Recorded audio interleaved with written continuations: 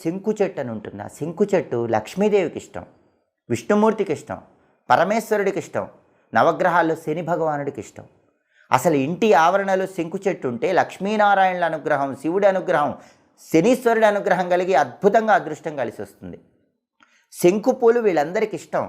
అందుకే 5 సోమవారాలు శంకు పూలతో శివుడిని పూజించి పూజ పూర్తయ్యాక ఆ శంకు పూలు పారే నీళ్ళల్లో వదిలిపెడితే మీకు ఆర్థికంగా బ్రహ్మాండంగా కలిసి వస్తుంది.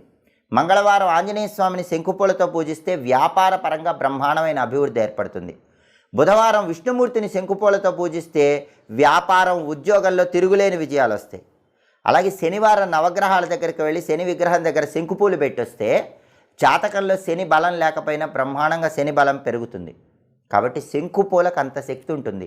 శంకు చెట్టుకి అంతటి ప్రత్యేకత ఉంది. ఇంటి ఆవరణలో శంకు చెట్టు పెంచిన, శంకుపూలతో పూజ చేసిన అద్భుతమైన విజయాలు సిద్ధింపజేసుకోవచ్చు.